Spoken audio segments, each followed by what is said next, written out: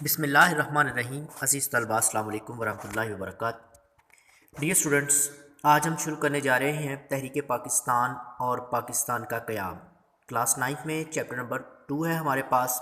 اس chapter میں smart syllabus کے according جو چیزیں ہوں گی وہ آج ہم پڑھیں گے. اس میں تحریک پاکستان کے تاریخی واقعات، ان کا مختصر بیان، اس کے علاوہ اس میں تحریک علی گڑھ اور اس کے بعد سر سید احمد خان کا کردار، تحریک خلافت، تحریک ہجرت، پھر قائد اعظم رحمۃ اللہ کی سیاسی اور آئینی کوششوں کے حوالے سے پاکستان میں کردار پر بحث، کہ ہمیں پاکستان کے بعد درپیش ابتدائی مسائل یعنی مہاجرین اور انتظامی بیان وغیرہ.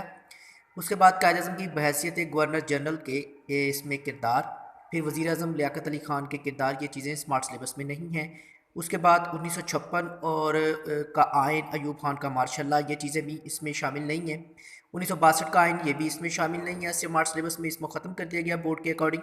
اس کے بعد اگر ہم دیکھیں تو جو اہم ٹاپک ہیں اس میں 1965 کی جنگ اور پاکستانی عوام اور فوج کے جذبے ہیں. اس کے علاوہ مشرقی پاکستان کے اسباب پر بحث اس چیپٹر میں اہم چیز ہے جو ہم پڑھیں گے. ڈیئر اسٹوڈنٹس، آج ہم سب سے پہلے اپنا جو ہمارا پہلا ٹاپک ہے وہ ہم شروع کریں گے. دیکھیے آپ کے سامنے اسکرین پر ہے جی، تحریک پاکستان کا پس منظر. برصغیر جنوبی ایشیا میں مسلمانوں کی آمد 712 میں محمد بن قاسم کی فتح سندھ سے شروع ہوئی. مغل بادشاہ اورنگزیب عالمگیر کی وفات 1707 کے بعد مسلم حکومت میں زوال کے آثار نمایاں ہوئے، لیکن اس کے چند سال بعد ہی حضرت شاہ ولی اللہ کی شکل میں ایک مسلح اور مجدد منظر پر آ جانے سے برصغیر میں اسلام کے احیاء اور مسلمانوں کے اقلال کی تحریک کا زور ہوا.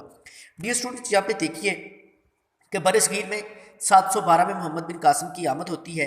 محمد بن قاسم ایک 17 سال کا نوجوان اور عربی جوان ہے جو کہ سندھ کو فتح کرتے ہوئے اس نے یہاں اسلامی تحریک کی بنیاد رکھی. اس کے بعد پھر مغلیہ دور تک یہاں پہ 1707 کے بعد مسلم حکومت میں زوال کے آثار نمودار ہوتے ہیں، کیونکہ مغلیہ خاندان کی عیش پرستی جو تھی انہوں نے مسلمانوں کی زوال کے اسباب کو مزید فروغ دیا.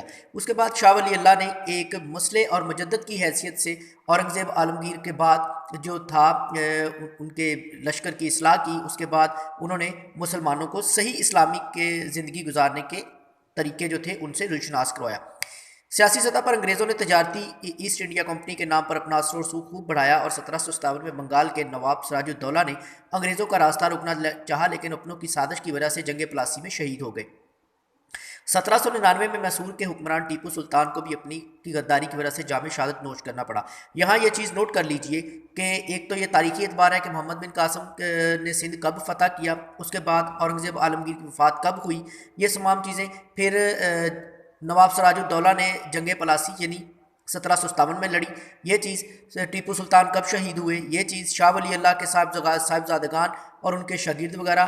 پھر تحریک مجاہدین کے امیر کا نام سید احمد بریلوی. یہ چیزیں آپ نے اپنے ذہن میں رکھنی ہیں. اس کے بعد 1831 میں سید احمد شہید بریلوی جو تھے ان کے رفیق خاص سید اسماعیل شہید بالا کوٹ میں سکھوں کا مقابلہ کرتے ہوئے شہید ہو گئے.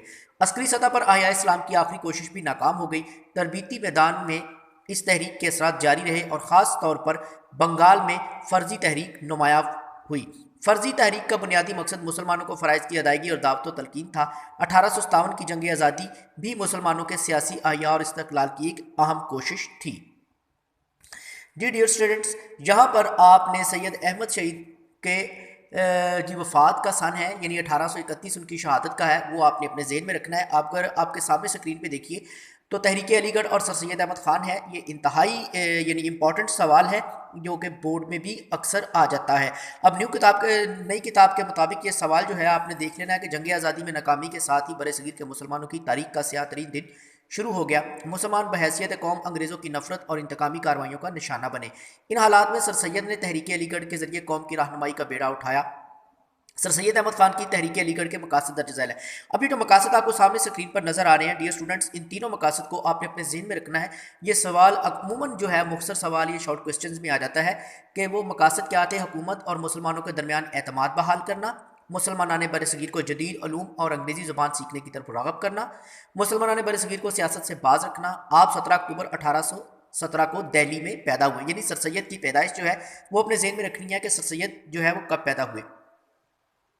آپ نے مسلمانوں کی تعلیم سیاسی مذہبی اور ترقی کے لیے عملی کام کیا۔ آپ نے اس بات کا اندازہ لگا لیا تھا کہ مسلمان تعلیم کے بغیر ترقی نہیں کر سکتے، یعنی کوئی بھی دنیا کا شعبہ لے لیجیے ڈیئر اسٹوڈنٹس، تو اس میں انسان جو ہے وہ تعلیم کے بغیر ترقی نہیں کر سکتا۔ اور پھر یہی حالات تھے کہ 1857 کی جنگ آزادی کے بعد مسلمان جو تھے وہ ہر لحاظ سے قسم پرسی کا شکار ہو چکے تھے، ہر لحاظ سے ان کو دبایا جا رہا تھا، ان کی جائیدادیں چھینی جا چکی تھی، سرکاری ملازمتوں سے مسلمانوں کو بے دخل کیا جا رہا تھا، ہندو اور انگریز کا گٹھ جوڑ جو تھا وہ مسلمانوں کے لیے ہر طرح سے نقصان دہ ثابت ہو رہا تھا۔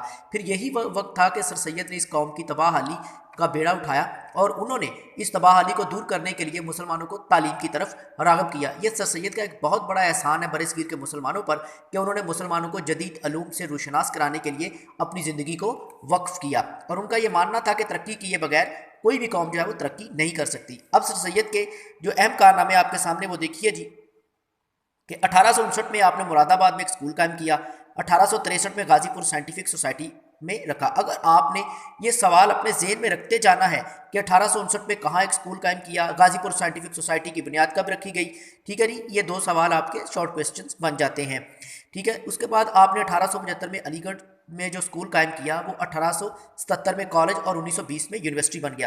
اب یہ چیزیں میں رکھیے کہ علی گڑھ یونیورسٹی جو ہے وہ کب قائم کی گئی، یعنی اس کا قیام ایک اسکول کی حیثیت سے 1875 میں کیا گیا، اور اس کے بعد 1877 میں کالج کی حیثیت دی گئی، اور پھر 1920 میں یونیورسٹی کا درجہ اختیار کر گئی۔ 20ویں صدی کے شروع میں مسلمانوں کا پڑھا لکھا طبقہ اسی تعلیمی ادارے کا تعلیم یافتہ تھا، یعنی علی گڑھ کا ایک نام تھا اور اس کے پڑھنے والے علی گی کہلاتے تھے، یعنی علی گڑھ سے پڑھے ہوئے لوگ، ٹھیک ہے۔ رسالہ اسباب بغاوت ہند بھی سر سید احمد خان کی ایک اہم سیاسی خدمت تھی۔ اس رسالے میں آپ نے 1857 کی جنگ آزادی حقیقی اسباب سے انگریز حکومت کو آگاہ کرنا، اور جنگ آزادی کے بعد سر سید کی حیثیت سیاسی مسیحا سے کم نہ تھی۔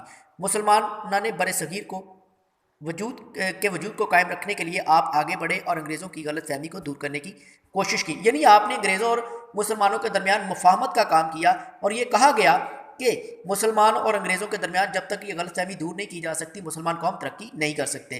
سر سید احمد خان نے سیاسی طور پر مسلمانوں کو کمزور سمجھتے تھے، کیوں؟ اس کی وجہ یہ تھی کہ مسلمان پڑھے لکھے کم تھے، ان کے پاس علم کی کمی تھی، اس وجہ سے وہ انگریز کی چالوں کو سمجھنے میں بھی قاصر تھے۔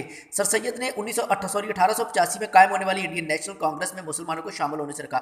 ایک تو یہ کہ انڈین نیشنل کانگریس جو تھی وہ سر اے او ہیوم نے قائم کی، اور اس میں برصغیر کے مسلمانوں کو سیاست میں حصہ لینے کا یعنی اور ہندوؤں کو بھی اس میں شامل کرنے کا گیا، لیکن سر سید جانتے تھے کہ مسلمان جو ہیں وہ ابھی انگریزی علوم اور جدید علوم سے ناآشنا ہیں، اس لیے سر سید نے مسلمانوں کو اس سے شمولیت سے باز رکھا۔ سر سید کا مین مقصد یہی تھا، یعنی یہ ایک اہم مقصد تھا کہ مسلمان پہلے تعلیم حاصل کریں پھر سیاست میں حصہ لیں۔